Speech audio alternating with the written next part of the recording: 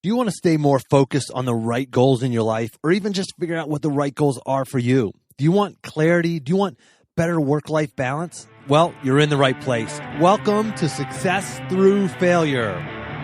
Welcome to the Success Through Failure podcast, the show that reveals failure as your path to success.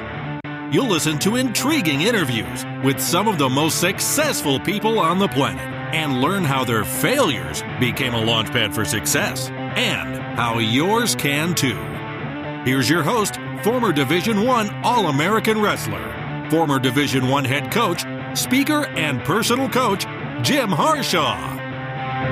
Welcome to another episode of Success Through Failure. Today, I bring you Mike Ellison.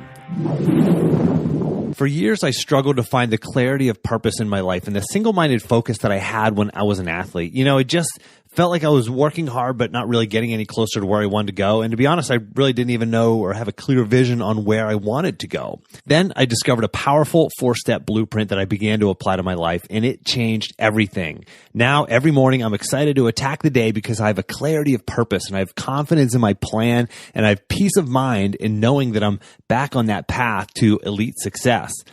Anyone, and I mean anyone, can use this 4-step process to recreate the key elements in the life of an elite performer so you can regain that clarity of purpose and that single-minded focus so that you can both achieve your goals and live a balanced life.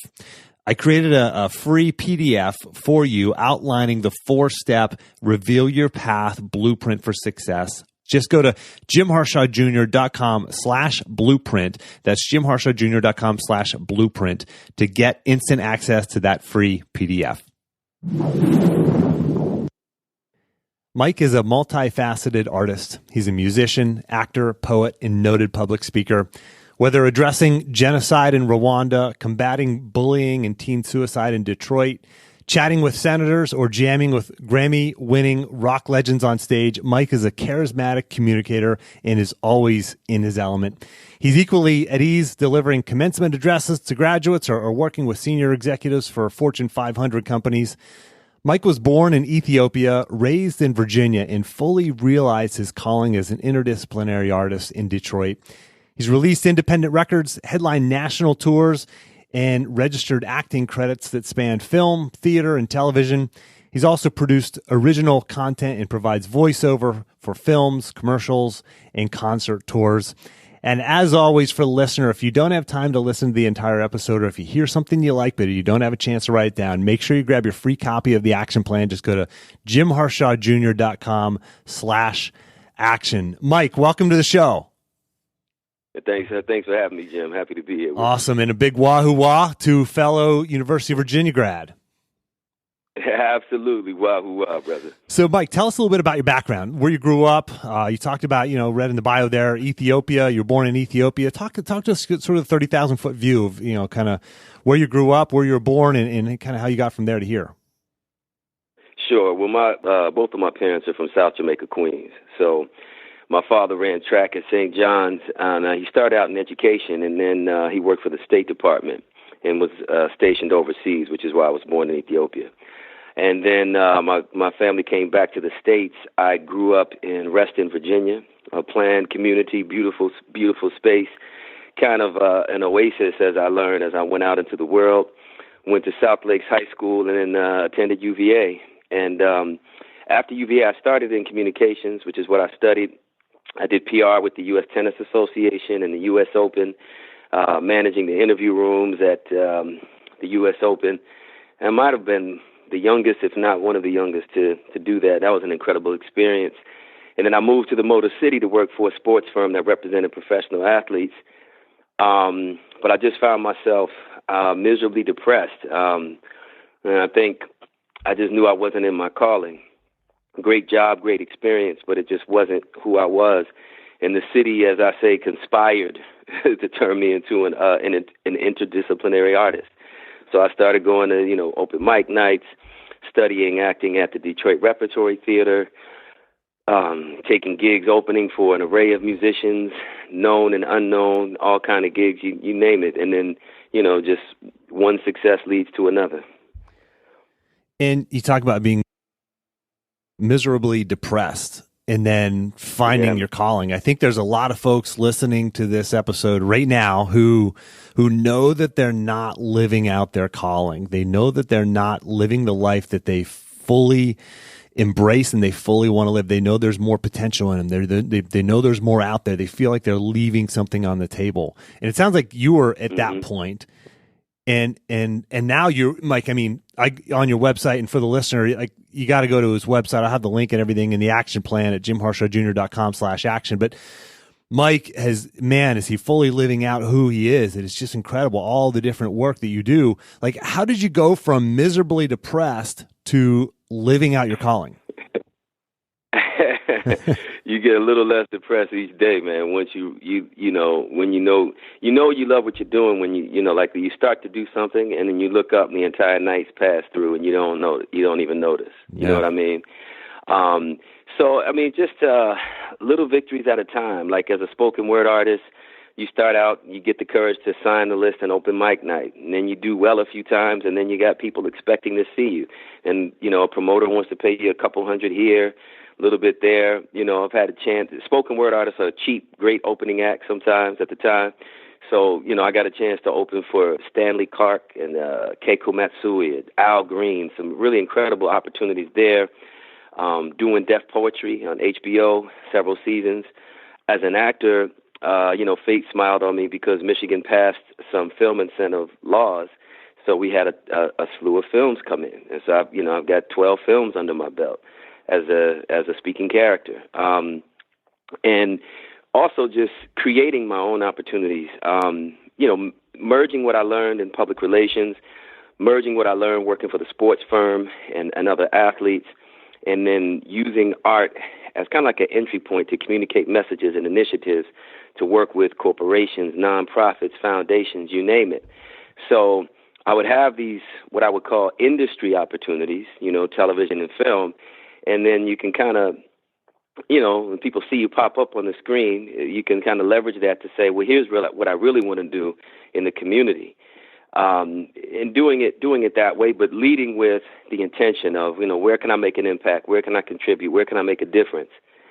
And that's what led to my return to Ethiopia. It was my dream my entire life to go back to Ethiopia. There were people we knew there that my mother told me stories about growing up. One woman who was like a second mother to me, and I promised my mother my whole life I'd go back there to find her.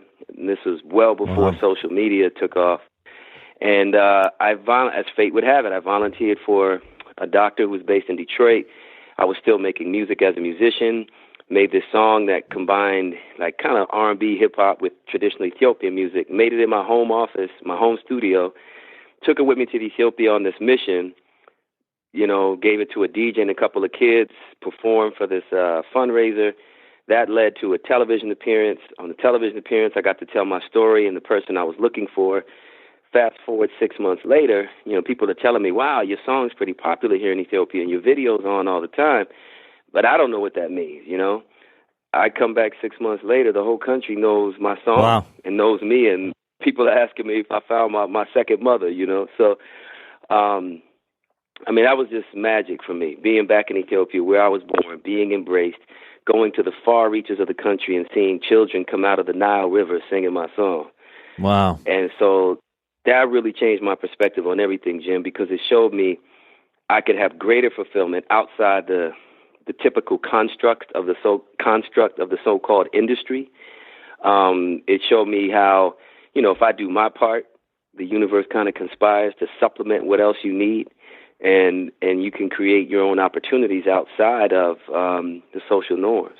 You mentioned fate a couple of times now, and you mentioned fate smiled on you, but you also mentioned creating your own opportunities. And I feel like when you step into who you fully are, it's funny how opportunities, fate. It seems like fate. Fate smiles upon you, but you're moving forward, and you keep you keep walking through doors that are open. And I think when we start finally looking for those doors, we actually see them. And then we have to have the courage to walk through those things, because those, we all have those same doors around us, right? These opportunities all around us, but a lot of people don't actually see the door. And if they see it, so many people don't walk through the door. Listen, regardless of your economic background, if you went to school like UVA, like you and I did, you have more doors than probably 5 to 6 billion people on this planet, right? I have a song called "Stepping into Destiny," and that's what it is, but you have to take those steps. And, if you're fortunate enough, having traveled the world and traveled this country, our own country, where people of all shades are still struggling, man. I mean, middle America, rural America, we've toured all of that. But the point is, if you're not worried about what you're going to eat, what you're going to wear, and where you're going to sleep, you have an advantage over billions of people on this planet. And you have a little more leeway than you think to take some risks and take some chances because, you're beyond the opportunity for self-actualization. So there are times like at performances, I would ask people, how many of you have ever, thought about your true goals during your spare time? And typically everyone raises their hand. And I raise this other thought, which is for billions of people around the planet, spare time is a personal goal. Yeah. You have people literally who work from sun up to sundown just to exist. Yeah.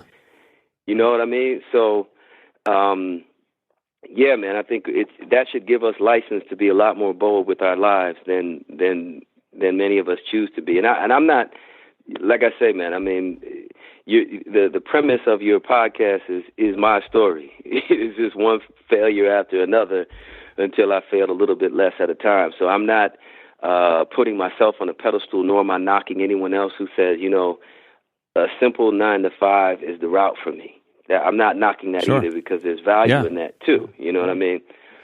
So, you talk about free time is the goal for a lot of people, right? If you have that luxury, then be grateful for that. Is gratitude important? Like, is that, I don't want to plant words in your mouth or anything, but like, is that something that you find important? Do you have to like say, okay, this is where I'm at and these are the opportunities that I do have versus I don't have an opportunity? I mean, is gratitude a starting point for you, or was it ever, or is that part of your life now?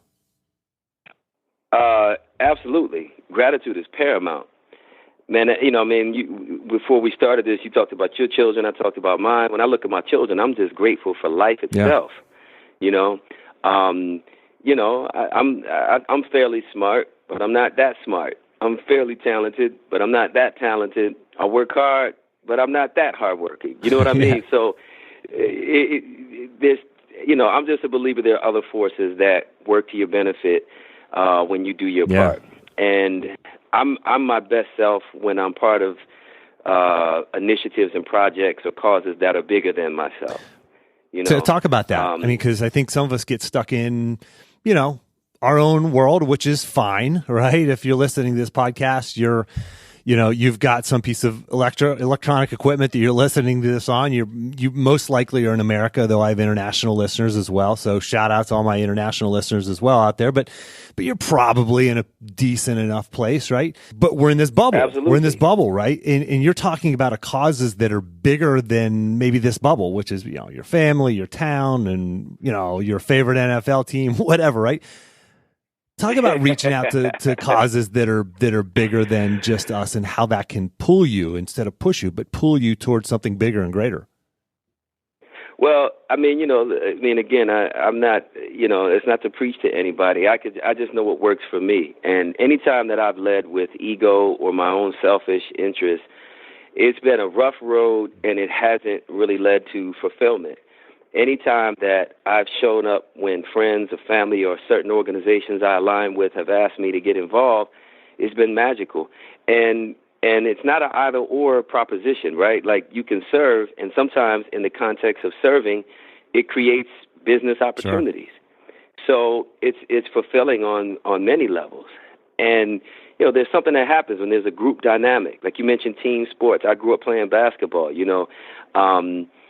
Just when you're part of a group and you accomplish something together, it's very fulfilling. And I think that's also why I'm drawn to music. With musicians, you have to listen to each other in order to create something that people can then respond to, and something that will impact people. So the times that I've been able to be a part of things that are bigger than me have been enormously rewarding. and they also make you grateful for what you have and kind of keep you level, because at the same time, sometimes we give ourselves too much credit. You know what I mean? Like, you obviously had the good fortune of being born to a decent family, right? I mean, it's not a guarantee that your parents have to love you and nurture you and give you the fortitude you would need to become an All-American wrestler. Wrestlers work hard, man.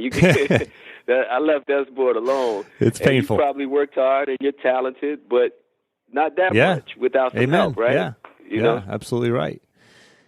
So I look at the work you've done, and I'm the dude who doesn't like to dance at weddings. I'm like the dude who's just kind of like, I'm an introvert. But I I've stood on stages and spoken to 1,000+ people. I've got this podcast, 160, 70 some episodes in now.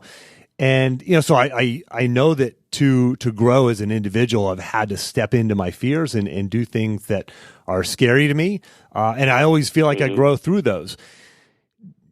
Talk about that process for you. I mean, I imagine you graduated college and then I think you got a job in the sports industry, if I'm not mistaken. And then, how did you make that evolution? And I guess, were there points of fear where you had to step into that fear? Were there points of doubt where you had to step into that doubt? Because I know for a fact that the listeners, and this includes me, right?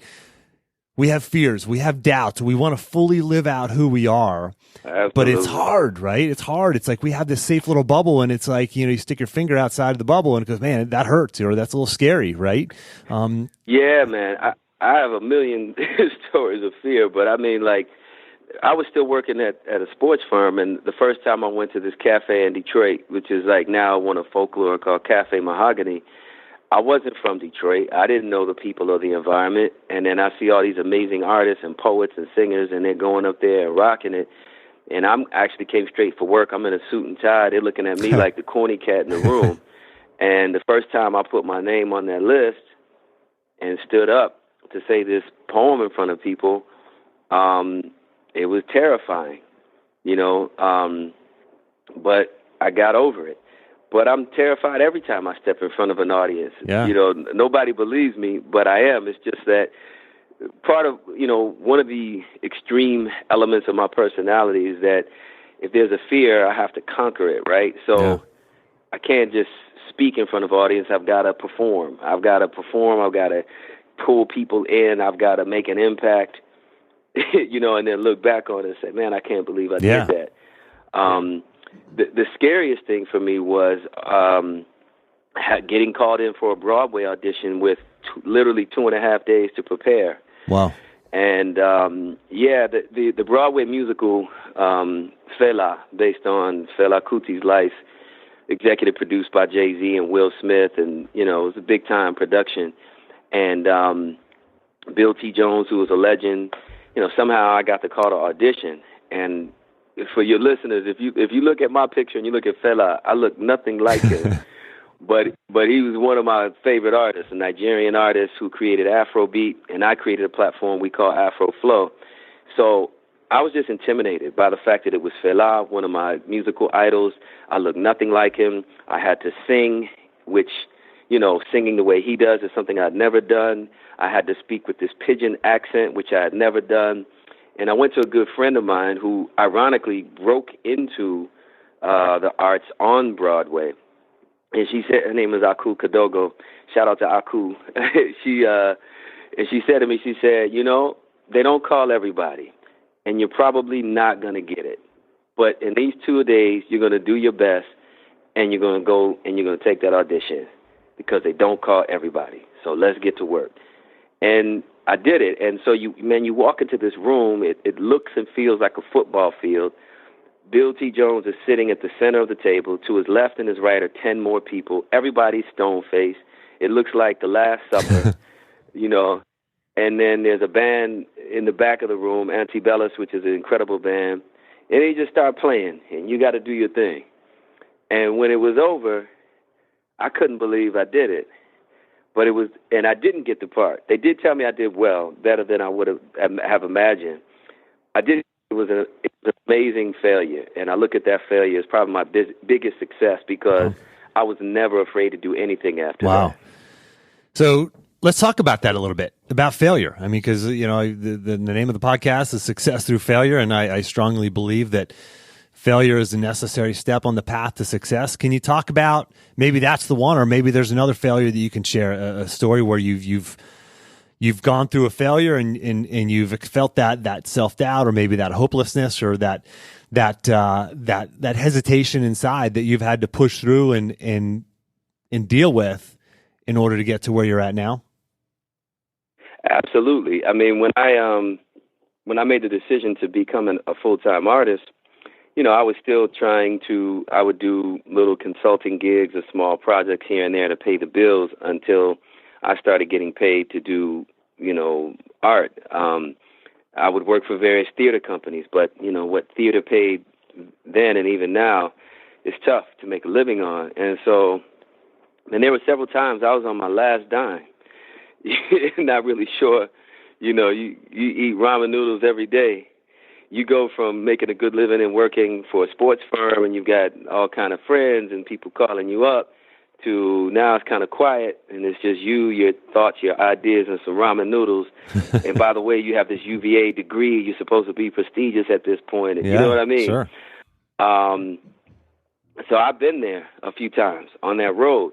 But what I will say, and this is just for me and nobody else, but once I decided to bet on myself, I'm going to work for myself. I'm going to use the complete wherewithal that I've attained, professionally and creatively. And once you get over the fear of not getting a regular check that someone else signs, you become unstoppable. And so once I got over that fear, I can't look back. I do some work in the professional realm and like consulting on creative strategy, being a diversity and inclusion catalyst. And I've worked in the professional capacity, but I can't, for me at this point, I can't go back, because that feeling and that freedom that I gained after going through those, ramen noodle runs. Yeah. It made me pretty resilient. And for the listener, I want to point out that that's a quick, easy story for Mike to share with us. But, if you really go back to that moment, I mean, he was, like you said, it was on his last dime. He was eating ramen noodles and trying to fully live out who he was, but the money wasn't there, but he was working towards something that was meaningful for him. So I just want to encourage the listener on your journey, wherever you're at on your journey, whatever direction that's taken you in life, whether that's in your career, your profession, your business, your relationship, your health, your wellness, whatever it is, you're going to have that moment too, those times too, where you're going to be stressed, you're going to be stretched, and you're going to be tested. And it's a meaningful, worthwhile endeavor to put yourself through if it's for something that's truly meaningful to you. And Mike, I wrote something down. You said, once you decided to bet on yourself, you became unstoppable. I mean, that's incredible. And no I want question. More people to bet on themselves. Yeah. I mean, look, the notion of stability is gone from this economy now anyway, right? Yeah. Like maybe our parents' generation, I mean, there are a handful of professions, but the notion that you can get a job somewhere that's safe and stable and is going to take care of you till retirement is dwindling. So whether you work for yourself or somebody else, you're going to have to be creative and reinvent yourself. And that's just the reality for most people. Yeah. And so whether you realize it or not, you're already betting on someone else. You're betting on someone else who you think is smarter, talented, more driven, and then who you're also assuming is fair enough to pay you what you think you're worth. You know what I mean? So for me personally, I just rather bet on myself and then put my faith in God and the universe to do the rest. Amen. Even when I don't deserve it. Because, you talk about gratitude. A big part of this, man, is grace. Yeah. Tremendous grace. And I really believe, Jim, the fact that I've been willing to serve others, to humble myself and work for other people, I do want to say that, like, working for others and helping them achieve their goals is a fantastic way to learn how to step out on your own. And doing that, volunteering, or I have teacher friends who they have a pool, like a pool of us that will contribute to causes when they have to pay for kids' clothes and food and school supplies. But I just think that being a part of that is where grace comes from, because, I've had opportunities that I could never have orchestrated on my own, and I probably didn't deserve, if not but for the grace of God. And that's very real to me. Yeah. It's not something I wear on my sleeve and preach about all the time, but it's very real to me. And I'm betting my kids' lives on it, right? I'm still working for myself and taking care of my children. So I certainly wouldn't put them at risk if I didn't believe I could do that. Just recently I shared my faith on this podcast, and it's not something I talk about a whole lot, but for the listener, if you are interested, you can check out, I'll have the link to that episode. It's in the 150s, but I'll have the link to that episode in the action plan too, because that's I'm a believer as well. And Mike, you've said that, quote, nobody can help everybody, but everybody can help somebody. And I think that's a great way to live your life. Yeah, man. I'm not sure if I don't know. That came to me in that form at a speech of about 2008. I don't know. Sometimes you hear music, you hear other speeches. I don't know if other figures have said some form of that, but my mother and I live by that, and it served me well. And the other thing, it's challenging, by the way. Like when we talk about living in America or having opportunities that other people don't have. At the same time, there's such enormous pressure to be ultra successful. And it's very hard not to look over your shoulder at your peers or your friends or your family. The sooner we're able to not live our lives in comparison to someone else is when I think, we can be a little more fulfilled. There's a guy named Sadhguru who I like to listen to. And, Sadhguru talks about when you're hungry, you have one problem. And once your belly's full, now all of a sudden you have 100 problems. Man, truth. Wow. Yeah, and I found that to be so true, man. And so, we're looking at ourselves in comparison to other people, especially with social media. Everybody's having a good time. They're vacationing on the French Riviera in a yacht, and they're driving down a beautiful mountain road on a Porsche or Ferrari, and we get to see it all. And it happens to be on a day when you're maybe where you grew up in Pittsburgh in the wintertime on a cold Monday morning eating Cheerios. And you know what I mean? You're looking at it in comparison. Now, look, those are curated stories. Some of those people are very happy, and they should be happy, and God bless them. But a lot of times people are giving us the highlights, right? And then we're looking at our whole life, our whole game, in comparison to a handful of these highlights.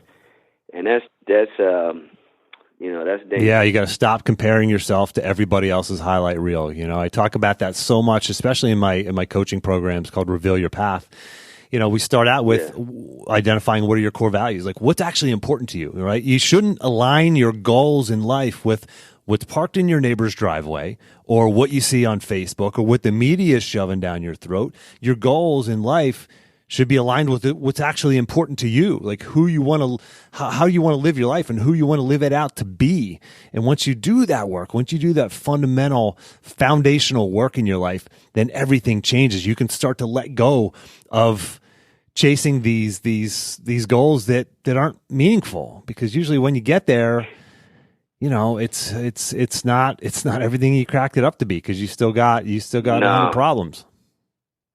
It's not, man. And one of the things I'm a big believer in YouTube University, right? Yeah. Like you can educate yourself on anything you want if you really want. And and of course there's the book, Napoleon Hill's famous book, Think and Grow Rich. And I really love some of those lectures. And he had different lectures where he lists all of these attributes of a pleasing personality and attributes of a not so pleasing personality. And if you actually listen to it and you're honest with yourself, it can be empowering and humbling at the same time, because you find all these negative traits that you either had, acquired, or fell into.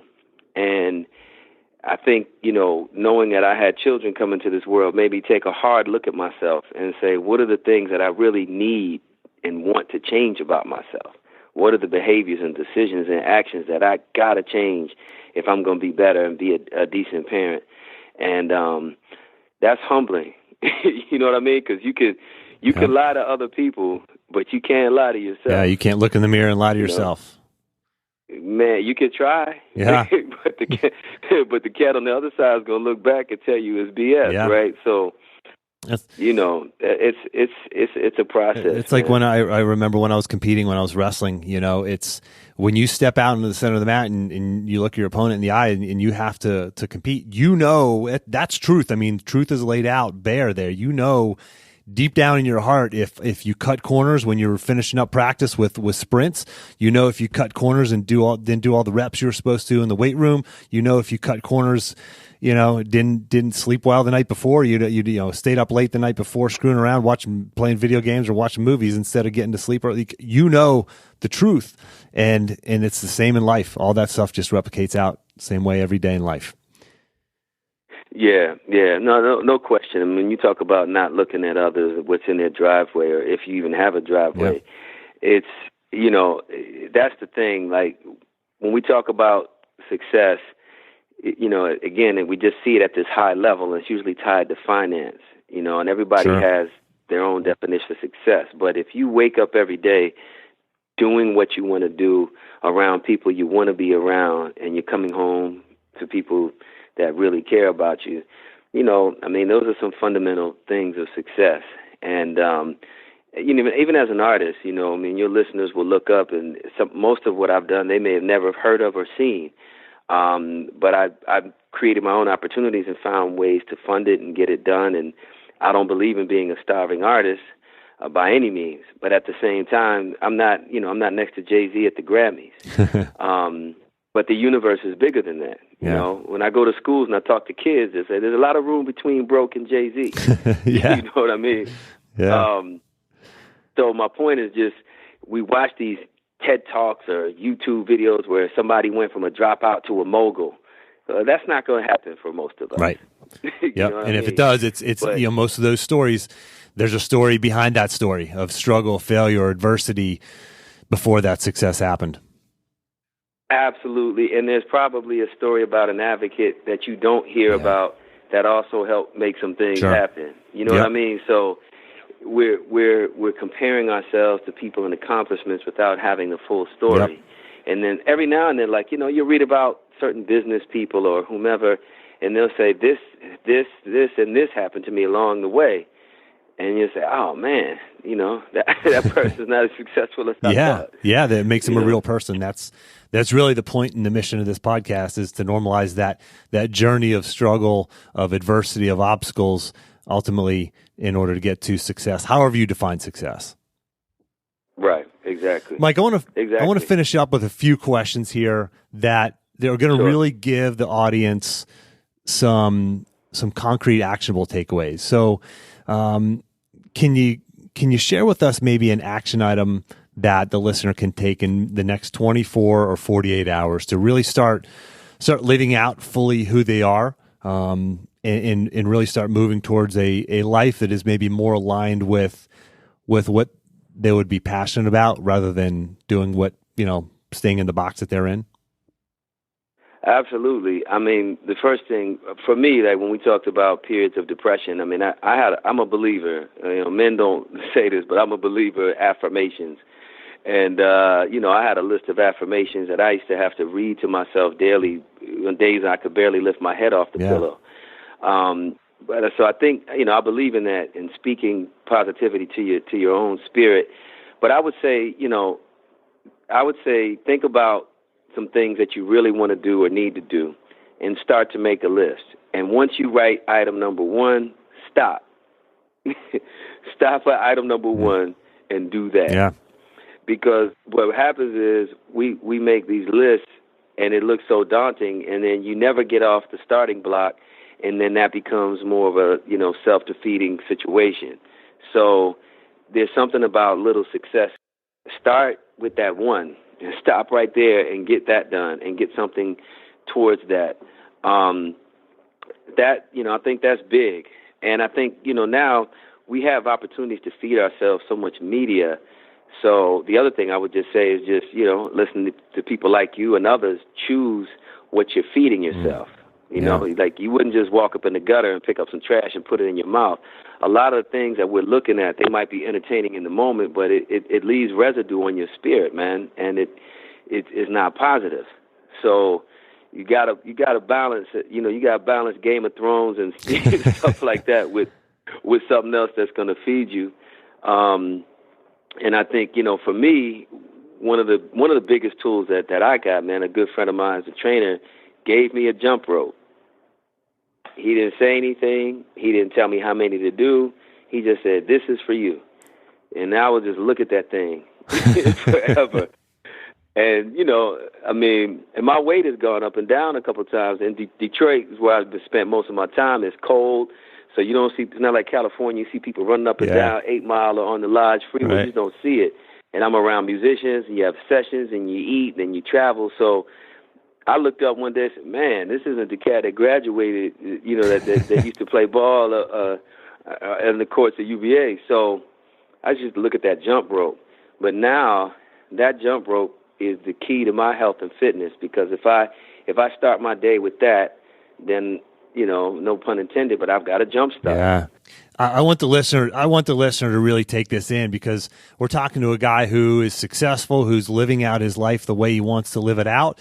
You know, with all the adversity and obstacles and struggle that probably continue in some way, shape, or form in your life, just like everybody's life, but you're living your life out. And I want the listeners to understand, like he's talking about the book Think and Grow Rich. He's talking about affirmations. He's talking about exercise. He's talking about these things that we don't see these things. We don't know that successful people do this. We just go, they just kind of have this thing and they're kind of good and things are easy for them. Well, they're not. They're not. They have to do things and grind it out and struggle and do the things that are, you know what, kind of weird, most people think, right? Affirmations. I've got affirmations. I listen to them. I read them. I say them out loud. And you know what? Most people think that kind of stuff is weird. But you know what? How many successful people, especially even on this podcast, have talked about affirmations, right? You've got to do these things. You got to do it, because I tell you, I mean, you know, again, I share this with youth a lot. You know, everybody has their own philosophy, but to me, your brain is kind of like it's an antenna. You know, if you look at someone like Stevie Wonder, how does he write such prolific melodies? You know, I feel like he's tuned into a frequency and he pulls them down. So a lot of times we have thoughts and we think just because they're in our head that they're ours, right? Mm-hmm. So you have these, you know, you wouldn't take a knife and just stab yourself in the thigh repeatedly because it would hurt. And yet we stab ourselves mentally over and over again with these negative self-defeating thoughts about ourselves. I used to do this. I'm ashamed of that. And the people will laugh. You this, you know, all these negative things, and they feel very real, and we assume that they are our own thoughts. Now, we can have a bigger philosophical discussion as to whether you're talking about good versus evil, positive, negative, God, the devil. That aside, they're negative, and they're not your own. And yet we hold on to these thoughts as if they're ours just because they happen to be coming through our heads. That may sound a bit, you know, esoteric and artistic to some of the listeners, but I believe I think a lot of listeners get that too. Every thought that comes through your head, Jim, that tells you you're going to suck as a podcast host, that's not your thought, obviously, and you didn't listen to it. But what you have to do is you have to overwhelm the negative, drown out the noise. For every one of those thoughts, you have to come up with a phrase to dismiss it, talk to yourself and tell yourself something else, because now more than ever we're getting these negative images of ourselves through what success is supposed to look like. The other piece of advice that this trainer gave me, a guy out of Detroit named Tony Reynolds, he said, do what you don't mind doing, and you'll do it every day. You know, in other words, you're not, for some people, if they're trying to get in shape or whatever, you're not going to go from where you are to training like you did in college or as an Olympic athlete. You're just not. And you can use P90X or all these programs as a kickstart. I don't know many people who keep doing that year after year, month after month. And that's not to knock those programs. But if you say to yourself, I'll do what I don't mind doing every day, you'll do something. It might be one push-up, one jumping jack, one whatever. And then slowly you'll start and you'll want to do more. So, you know, I went from not wanting to even touch a jump rope to now, you know, minimum, I do 1,000 revolutions and I feel good about myself the rest of the day. No matter what I do, no matter what I eat, at least I did that. You know? Speaking of P90X, we had Tony Horton on the podcast back episode number 85. Okay. Okay. Well, he might disagree with me and say no, but you're right. You say that they've got some loyal P90Xs, maybe. You know. But that the truth is, you got to find what works for you, and you've got to keep trying new things. You got to try different things, and whether it's in the area of health and fitness or relationships or finances, whatever it is, right. You've got to try things. You got to find what works for you. Yeah, man. Look, I remember Tybo, but nobody's still talking about Billy Blanks. Of course. And I don't know anybody. I don't know anybody with the videotapes now. No, they're all great programs, and you can learn a lot from them. They're great Kickstarters, but I think, you got to come up with something that you can continue to do after that has really helped you. The programs like that show you the best self you can be. You know what I mean? Yeah. Mike, man, words of wisdom from you. Thank you so much. This has just been absolutely incredible. Can you share with the listener how they can find you, follow you, and maybe any projects you're working on right now? Yeah, man. Listen, I have to almost apologize, as I'm terribly absent on social media. I'm there, but I'm not there as often as I should be. But I'm there. So all right, we'll give you a follow Facebook, anyway. You can find me. Yeah, you can. Man, it's kids. I have young kids, so that's what's taking up my time right now. I know it's like kids and social media. But I'm there. They can go to my website, which is MikeEllison.me. It's MikeEllison.me. On Instagram, _ Mike Ellison _ Same thing on Twitter, _ Mike Ellison _ I'm on IG more than Twitter, and Facebook, Mike Ellison. And then also I have a YouTube channel where you can see, snippets of live performances, spoken word, music.